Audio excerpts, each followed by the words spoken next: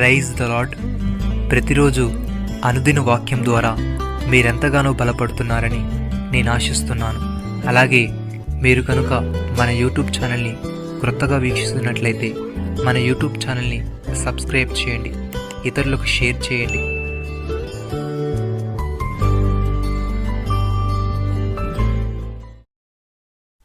సమస్తమును తనకు లోబరుచుకున్న జాలని శక్తిని బట్టి ఆయన మన దీన శరీరమును తన మహిమగల శరీరమునకు సమరూపము గల దానిగా మార్చును.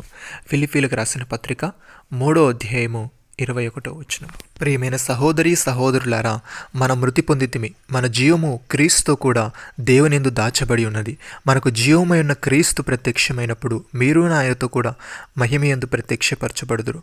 భక్తుడి విధంగా అంటున్నాడు, ఇప్పుడు మనం దేవుని పిల్లలమై ఉన్నాము, మనం ఏమవుదుమో అది ఇంకా ప్రత్యక్షపరచబడలేదు. కానీ ఆయన ప్రత్యక్షమైనప్పుడు ఆయన ఉన్నట్లుగానే ఆయనను చూతుము గనుక ఆయనను పోలి ఉందుమని ఎరుగుదుము.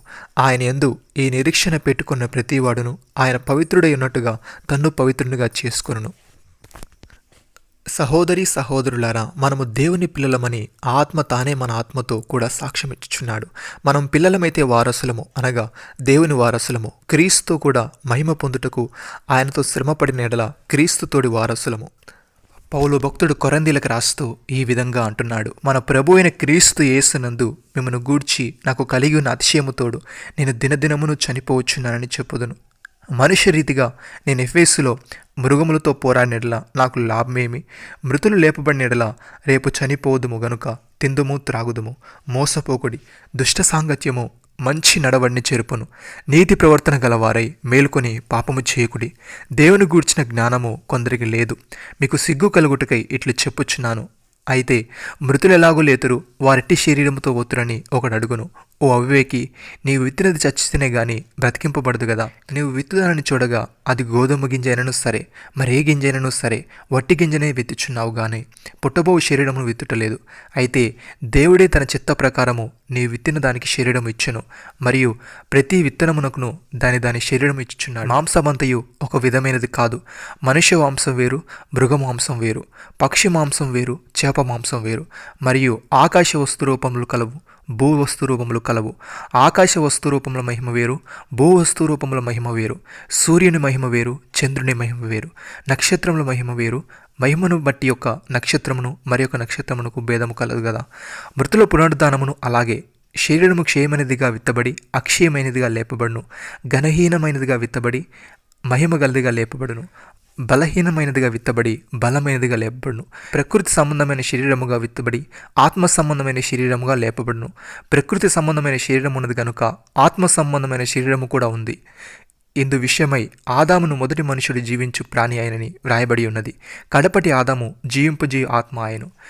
ఆత్మ సంబంధమైనది మొదట కలిగినది కాదు, ప్రకృతి సంబంధమైనది మొదట కలిగినది, ఆ తర్వాత ఆత్మ సంబంధమైనది.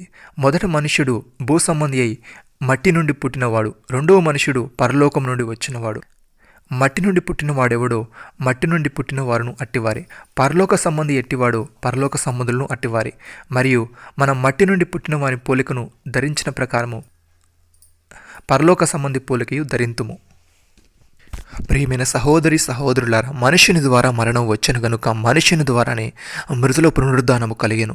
ఆదామునందు అందరూ ఎలాగూ మృతి పొందుచున్నారో అలాగుననే క్రీస్తునందు అందరూ బ్రతికింపబడుదురు. ప్రతివాడును తన వరుసలోనే బ్రతికింపబడును. ప్రథమ ఫలము క్రీస్తు, తర్వాత క్రీస్తు వచ్చినప్పుడు ఆయన వారు బ్రతికింపబడుదురు. అటు తర్వాత ఆయన సమస్తమైన ఆధిపత్యమును సమస్తమైన అధికారమును బలమును కొట్టివేసి తన తండ్రి అయిన దేవునికి రాజ్యం అప్పగించును. అప్పుడు అంతము వచ్చును. ఎందుకనగా తన శత్రువులందరినీ తన పాదముల కింద ఉంచు వరకు ఆయన రాజ్య పరిపాలన చేయుచుని వలెను. కడపట నశింపజేయబడి శత్రువు మరణము. నమ్మిన వారు నాతో కలిసి ప్రార్థనలో ఏకీభవించండి.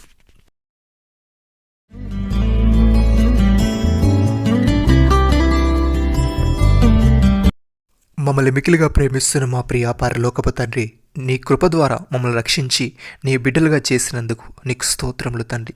నీ యందు నిరీక్షణ పెట్టుకున్న మేము నీవు పవిత్రుడై ఉన్నట్టుగా మమ్మల్ని మేము పవిత్రులుగా చేసుకున్నట్టుకు కృప చూపమని, మేము ఈ భూ సంబంధమైన వాటి మీద మా మనస్సు పెట్టుకొనకుండా పైన వాటిని మేము వెదికే వారముగా ఉండుటకు కృప చూపమని, మా దీన శరీరమును నీ మహిమగల శరీరమునకు సమరూపము గలదానిగా నీవే మార్చమని, మీరు మాకు ఇచ్చిన గొప్ప రక్షణ భాగ్యమును బట్టి మీకు వందనాలు చెల్లిస్తూ ప్రభు అయిన యేసుక్రీస్తు నామంలో ప్రార్థిస్తున్నాము తండ్రి. ఆమేన్.